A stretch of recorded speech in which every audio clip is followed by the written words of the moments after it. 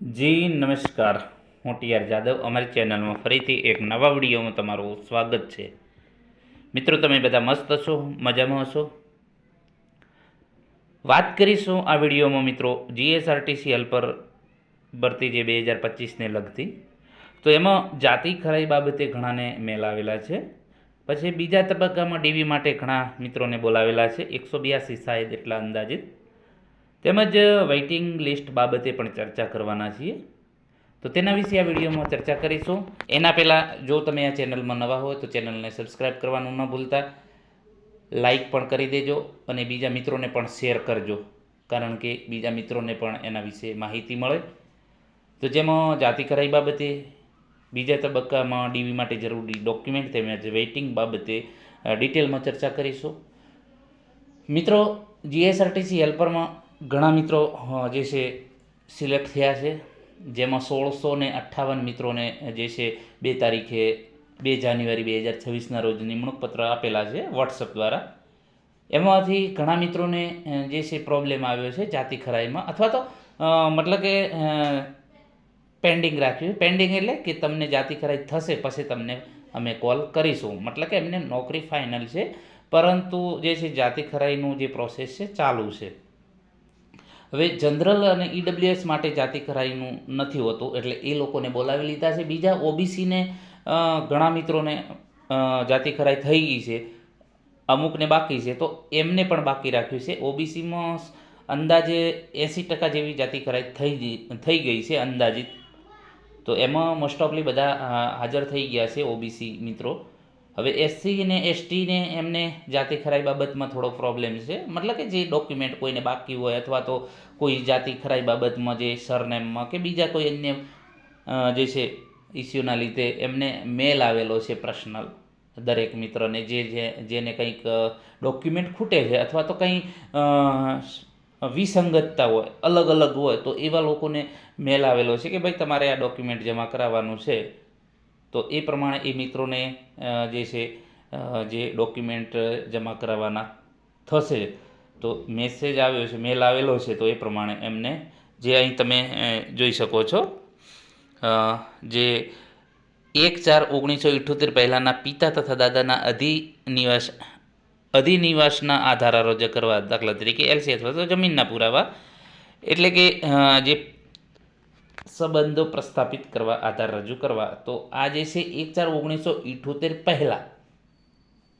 હવે મિત્રો, આપણે જે પ્રમાણે ડીવી ચાલતું હતું, તો એ વખતે આપણે જણાવેલું કે ભાઈ તમારે જન્મ તારીખ જે એલસીમાં, જે તમારા ફાધર કે દાદા કે ફોઈ જેનું પણ એલસી તમે આધાર પુરાવા તરીકે રજૂ કરો છો, તો એમનો જે શાળા દાખલ તારીખ તમારે જે છે 1/4/1978 પહેલાંની હોવી જોઈએ એવું જણાવેલ છે.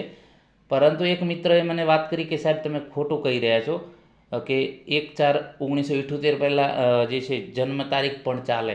તો મિત્રો, એ સદંતર ખોટું છે.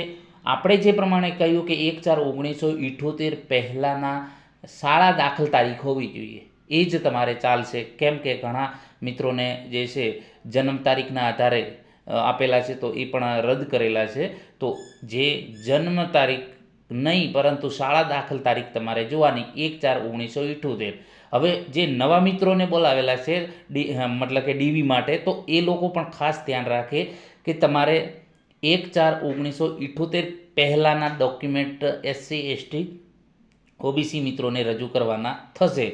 તો હવે એ લોકોએ પોતાના ફાધર ભણેલા છે, તો એમનું એલસી 1/4/1978 પહેલાંનું હોય, શાળા દાખલ તારીખ 1/4/1978 પહેલાંની હોય, તો એ તમે જમા કરાવી શકો છો. અને વયપત્રક, જો ફાધર અભણ છે અથવા તો ભણેલા નથી, અને જે છે તમે દાદાનું કે મોટા કાકાનું અથવા તો ફોઈનું એલસી તમે જમા કરાવો છો, તો તમારે ફોઈ, દાદા કે કાકા, અન્ય પિતા સિવાયના તમે જેનું એલસી જમા કરાવવાના છો, તો એ માટે તમારે સોગંદનામું કરાવવું,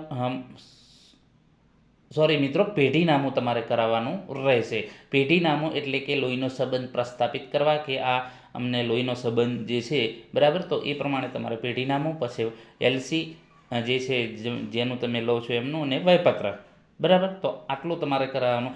કંઈ નામમાં સરનેમમાં કંઈ મિસ્ટેક હોય તો તમારે સોગંદનામું કરાવી દેવાનું, અથવા સોગંદનામું આપણે ગુજરાતીમાં કહીએ, ઇંગ્લિશમાં એફિડેવિટ, તો એફિડેવિટ કરાવી લેવું. એફિડેવિટની તારીખ હમણાંની હશે તો પણ ચાલશે. ઘણા મિત્રોના જે ફોન આવેલા કે સર એફિડેવિટની તારીખ હમણાંની જે છે ચાલશે, અને એફિડેવિટ ચોક્કસ તારીખે જ હોય, જે છે તમારી જે તારીખે એફિડેવિટ કરાવો એ જ તારીખનું હોય છે, બરાબર. એટલે હમણાંનું પણ ચાલશે, તમે હમણાં કરાવશો. હવે 16 તારીખે એ લોકોને ડીવી માટે બોલાવેલા છે, જે બીજા તબક્કામાં જે 16 તારીખથી ચાલુ થશે, મતલબ કે એક દિવસમાં મોસ્ટ ઓફલી બધાને બોલાવી લીધા છે. તો એ પ્રમાણે, અને વધુ તમારે માહિતી જોઈતી હોય તો આપણે એ વિડીયો પ્લેલિસ્ટમાં પડ્યા છે, હેલ્પર ચર્ચા, અથવા તો તમે એમાં ચેક કરી શકો છો. તમામ વિડીયો આપણે જે હેલ્પરની જે છે કોઈ પણ માહિતી માટેના વિડીયો બનાવેલા છે, તો તમે અમારી ચેનલમાં જઈને એ સર્ચ કરી શકો છો, અથવા તો આપણે ડિસ્ક્રિપ્શનમાં પણ મૂકી દઈશું કે કયા કયા ડોક્યુમેન્ટ જોઈએ છે, તો એ વિડીયો તમે જોઈ લેજો તો તમને વધુ ખ્યાલ આવે. વયપત્રક શું છે, પેઢીનામું શું છે, તો એના પણ આપણે વિડીયો બનાવેલા છે, એ પણ તમે પ્લેલિસ્ટમાં જઈ અને ચેક કરી શકો છો, તો તમને વધારે આઈડિયા આવશે. મોસ્ટ ઓફલી તો બધા મિત્રોએ જોયેલા જ હશે વિડીયો, પણ અમુક જો બાકી હોય, જેમનો ડીવી બાકી છે હવે બીજા તબક્કામાં, તો એ પણ ચેક કરી શકશો, અથવા તો આપણે ગ્રુપમાં પણ મૂકી દઈશું એ વિડીયા, તો તમને થોડો વધારે ખ્યાલ આવે, અથવા તો ટેલિગ્રામ ચેનલમાં પણ આપણે એ વિડીયા મૂકી દઈશું, તો તમે એ જોઈ લેજો, તમને વધુ ખ્યાલ આવે. હવે મિત્રો, જે દાદાના તમારે કંઈ પ્રોબ્લેમ હોય તો આ ટાઈપનો તમને મેસેજ આવે કે ભાઈ તમારે જાતિ ખરાઈમાં તમારે પિતાનું જો હોય, દાદાનું હોય, કાકાનું હોય, કે જે તમારે આધાર પુરાવા કંઈ બાકી હોય તો એ તમારે રજૂ કરવાના રહેશે. એ પ્રમાણે આ રીતે ઘણાને મેસેજ આવે છે કે કારડિયા જાતિના 25/7/1994 પહેલાંના આધાર પુરાવા રજૂ કરવા, તો એ જે તે પ્રમાણે જે તે આધાર પુરાવા હોય તો રજૂ કરવા, ના હોય તો તમે એ પ્રમાણે લખાણ કરી શકો કે સર આ મતલબ કે નથી અમારામાં, અથવા તો તમે એ પ્રમાણે રજૂઆત કરી શકો. જો આધાર પુરાવા તમારી પાસે હોય તો તમે એ પ્રમાણે રજૂ કરી શકો છો. તો આ પ્રમાણે ઘણા મિત્રોના મેસેજ આવેલા છે, મને વોટ્સઅપ મેસેજ પણ કરેલા છે કે સર હવે અમારે શું કરવાનું છે આમાં. તો એ પ્રમાણે તમે તમારો એલસી અથવા તો જે પણ ડોક્યુમેન્ટ ખૂટતા હોય તો એ પ્રમાણે તમારે જમા કરવાના રહેશે. અહીં તમને લખ્યું છે કે તમારા 1/4/1978 પહેલાંના પિતા તથા દાદાના જે પણ હોય, પિતાના કે દાદાના, તો એ તમારે રજૂ કરવાના રહેશે. અથવા તો તમારે જીએસઆરટીસીમાં જે છે એક વખત જે તે ડિવિઝનમાં તમને કદાચ નામ હોય તો એ પ્રમાણે ડિવિઝનમાં પૂછી લેવાનું કે સર આ ડોક્યુમેન્ટ અમને મંગાવે છે, ક્યાં અમારે આપવાના છે, તમને આપવાના છે કે પછી જે તે સમાજ કલ્યાણ મતલબ કે ગાંધીનગર અથવા તો જે પણ હોય ત્યાં એક વખત કન્ફર્મ કરી લેવાનું કે સર ડોક્યુમેન્ટ માટે મેલ આવ્યો છે તો અમારે ડોક્યુમેન્ટ ક્યાં આપવાના છે. એક વખત જે તે તમારું ડેપોમાં અથવા તો ડિવિઝનમાં તમારું નામ હશે તો એ ડિવિઝનમાં તમે કોલ કરીને વાત કરી શકો છો કે આ રીતનું છે, તો અમારે ડોક્યુમેન્ટ ક્યાં જમા કરાવવાના, બરાબર. મોસ્ટ ઓફલી તો તમારે જે તે ડિવિઝનમાં પણ એ લોકો લઈ શકે. તેમ છતાં તમે અહીં જે છે ગાંધીનગરનું પણ પૂછી શકો, અથવા તો જે તમારા ડિવિઝન ડેપોમાં તમને મળ્યું હોય તો ત્યાં તમે ત્યાં પૂછા કરી શકો છો, બરાબર. હવે વાત કરીશું જે છે અહીં બીજા તબક્કામાં વેઇટિંગ, એના પણ વાત કરી. હવે જે ડીવી માટે અને વેઇટિંગ બાબતમાં, તો હવે મિત્રો જે મિત્રો વેઇટિંગમાં છે, કહેવાનો મતલબ કે જેમનું ડીવી થઈ ગયું છે 1658 પછીના જે મિત્રો છે, તો એ લોકોનું જેનું ડીવી કમ્પ્લીટ થઈ ગયું છે એમને નથી બોલાવ્યા. મતલબ કે જેમને ઓર્ડર નિમણૂક માટે જેમણે બોલાવ્યા એની વાત નથી, પરંતુ 1658 પછીના જે મિત્રો છે એમને ડીવી 2400+ કંઈક બોલાવ્યા હતા. તો એ મિત્રોને શું, બરાબર. તો મિત્રો આજે છે હમણાં જે બીજા તબક્કાનું જે વેઇટિંગ જાહેર કર્યું, સોરી મિત્રો, બીજા તબક્કાનું ડીવી જાહેર કર્યું છે, તો એમાં સ્પષ્ટ લખેલું છે કે પ્રતીક્ષા યાદી પહેલાંનું, એટલે કે વેઇટિંગ લિસ્ટ પહેલાંનું આજે છે. તો મિત્રો ટૂંક સમયમાં વેઇટિંગ લિસ્ટ પણ આવશે. કદાચ વેઇટિંગ લિસ્ટ પ્લસ જે છે હવે બીજા 182 બોલાવે તો એમને એ લોકોને એના પાસે બોલાવી શકે, પરંતુ વેઇટિંગ લિસ્ટ આવશે 100% ફાઇનલ. કારણ કે એ જે છે બીજા તબક્કામાં ડીવી માટે બોલાવે છે તો તમારું તો ફાઇનલ જ છે, એટલે ચિંતા ના કરો મિત્રો. જે પણ થોડા માટે રહી ગયા છો તો એ તમારને પણ ફાઇનલ બોલાવી લેશે, કારણ કે જીએસઆરટીસીને ઘટ હેલ્પરની લાગી રહી છે, અથવા તો ઘણા મિત્રો એબસન્ટ રહ્યા હશે એવું જણાઈ રહ્યું છે. મોસ્ટ ઓફલી હજુ જાતિ ખરાઈ પણ બાકી છે, અમુકને કંઈક રિજેક્ટ પણ થયા હોઈ શકે એવી શક્યતા છે. તો એ પ્રમાણે એમને જરૂરિયાત હોઈ શકે તો એ પ્રમાણે આ ડીવી બીજા તબક્કાનું જાહેર કર્યું છે. ત્રીજો તબક્કો પણ આવી શકે જો એમને વધુ જે હેલ્પરની જરૂર હોય, આમી જગ્યાઓ ખાલી છે તો એ પ્રમાણે એ લોકો બોલાવી શકે. તો જે છે વેઇટિંગ થોડા ટાઈમમાં આવી જશે, કદાચ 15-20 દિવસમાં અથવા તો મહિનો પણ લાગી શકે, પરંતુ વેઇટિંગ આવી શકશે કારણ કે બીજા તબક્કામાં ડીવી માટે બોલાવે છે. હવે ઘણા મિત્રોને એવું છે કે બીજા તબક્કામાં પોતાને ટકા વધારે છે તેમ છતાં નથી આવ્યું, તો એ લોકો પણ જાણ કરી શકે કે શા કારણથી મારે.